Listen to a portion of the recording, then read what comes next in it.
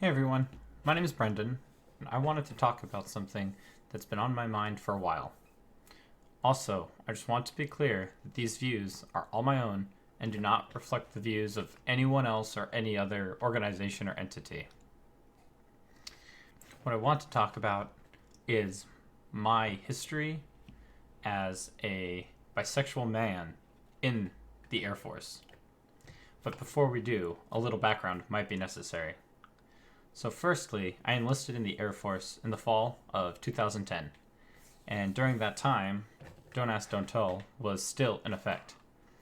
I remember having to sign a paper that said that if I was gay, I would never act on those feelings, tell anyone, or do a whole bunch of other things around that nature. It was a very rattling contract, but I wanted to commit to joining, so I signed it. Luckily, I did join in the fall of 2010, so it wasn't long until Don't Ask, Don't Tell was repealed. And some time had passed before then, but the point is that I had gotten into the Air Force Academy preparatory school. And that was pretty cool for me because I had never even thought about being an officer or anything when I joined the Air Force. It was just something I applied to and was fortunate enough to get into. So I applied, got in, and ended up at the Air Force Academy prep school. And during that time, the Don't Ask, Don't Tell ban was repealed. And then I came out as a gay man, which surprised absolutely nobody. And during this time at the Air Force Academy prep school, I made a really good friend. His name was James Walsh, and I endearingly called him Walshy. We spent a bunch of our free time together, playing video games and going out to eat, and I would DD for him and other older students just so we could hang out more. So my prep school year finished, and we went on to become freshmen at the Air Force Academy. This was not a very good time for me, and it would only be indicative of the things to come for us.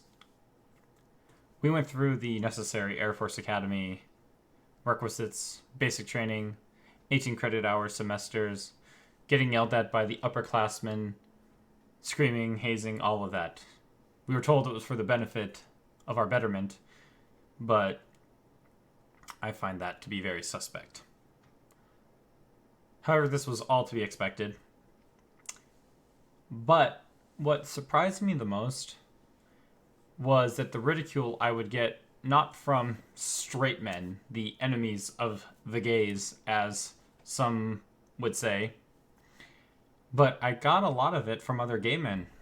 Eventually, I had really been active on the gay hookup app Grindr, and I found that my best friend, who I had spent so much time with, all these weekends playing video games together, joining the video game club more or less at USAFA, and all the minimal free time we had as freshmen that we spent together, and I found out he was gay.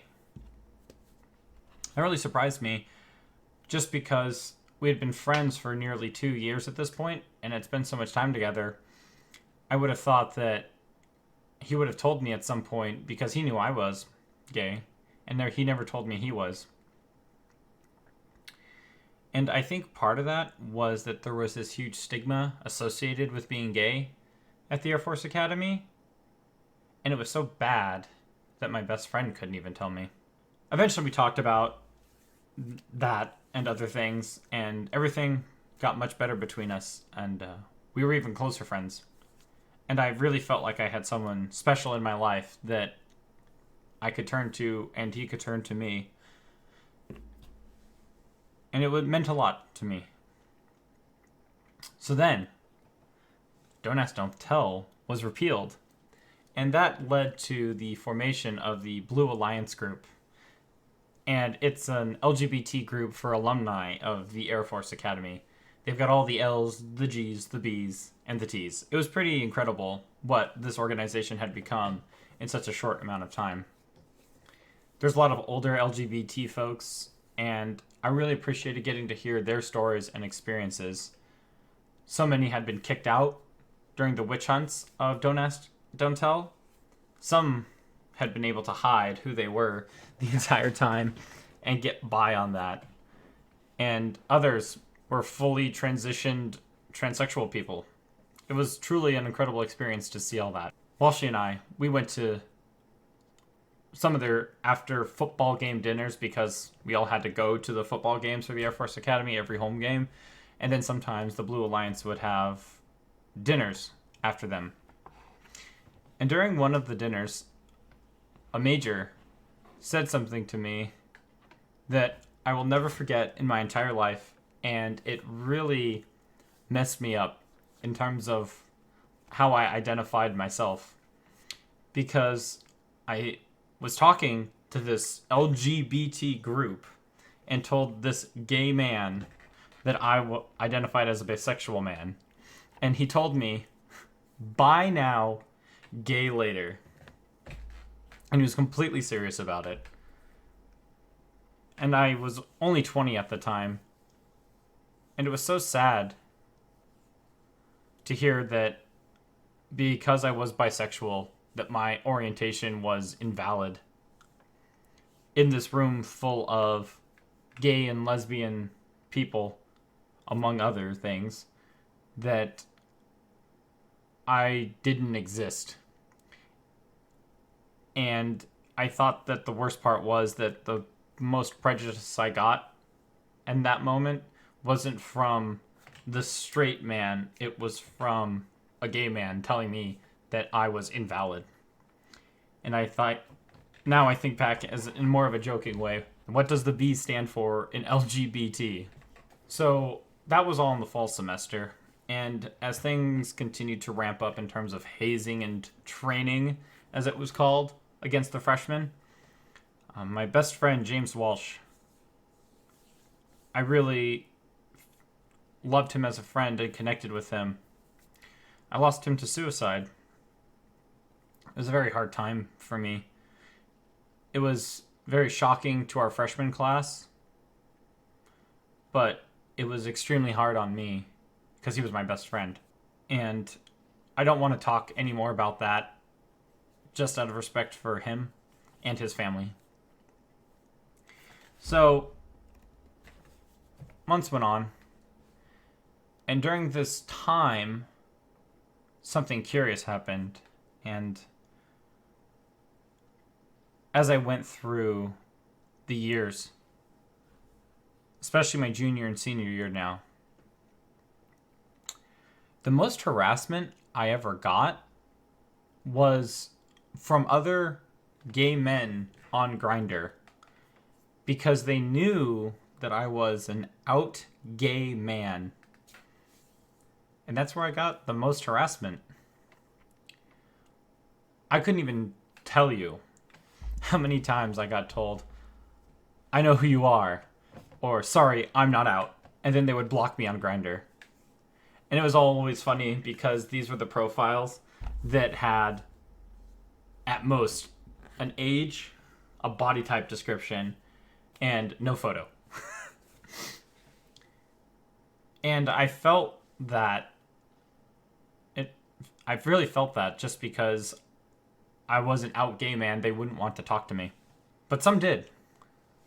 And the ones that talked to me were the ones that really wanted all the anonymous hookups in some secluded location we wouldn't be found out for doing something so vile.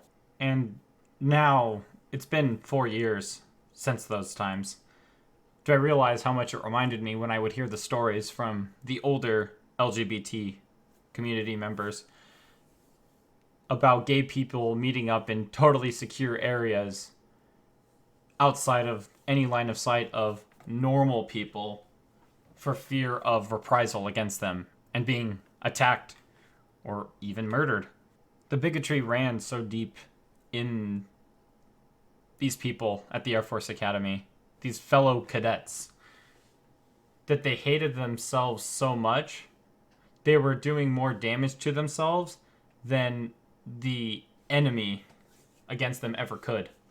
I really feel bad for them in that time, and I would feel worse if something hadn't changed so radically in the following years. after the Air Force Academy. Because after I left, these same men that I know, like, I knew enough of the closeted people and I was on reasonably good terms with them. These same men who would only talk to me as far as the anonymous hookup would go now post things all over social media so often with all the appropriate hashtags. Hashtag gay, hashtag instagay, hashtag gay Air Force, hashtag gay military, and just so many other things displaying how proud they are to be a gay person in the military. They fully embrace the LGBT community now because it's so much more convenient to do so than it used to be. I want to give them the benefit of the doubt. I am happy that even later they were able to come to terms with themselves and who they are and how immutable that is. But even all these years later, I still feel hurt by what they said to me. I still felt so unwanted by the people I thought were in the same predicament as I was, and they would understand what I and them were going through. Some of them would claim that they would lose their families if they were gay, and they would also face rebuke of their identity from their friends that wouldn't accept them. I understand that fear, but it still hurt that I would get attacked for being out and gay, and now they're so proud of it. I was the first freshman class after the repeal of Don't Ask, Don't Tell, and I graduated along so many L's and G's, and assuredly more B's and T's. But in my first 2 years at the Air Force Academy, I really felt alone, especially after I lost my best friend. I made a lot of really close friends in the LGBT community after my junior year, but it was not these people who, after the Air Force Academy, are all about how gay they are. The ones I made as close friends were the ones who were themselves from the beginning, but just in different class years. It's been 3 years now since I've graduated from the Air Force Academy, and life could almost not be better. I married the most wonderful man, my husband, James Thomas. He's so incredible, and he supports me and who I am. And I can honestly say I've never been more in love with anyone. We have so much chemistry, and I think I fall in love with him a little more every day. As I was writing this script, I started to tear up a little bit just because of how much he means to me. And it honestly took me until really this year to be able to admit to myself that I am a bisexual man. And a lot of that is because of how supportive my husband is of me, that I'm able to say that. So, in the end, part of the reason I wanted to make this video was for my own catharsis and just get it out there about how I felt about all these things that had happened to me, because I'm sure other people have been in similar situations, and I hope that it may be able to help someone else going through the military academy as a gay or bisexual person. And I really thank you all for watching this video.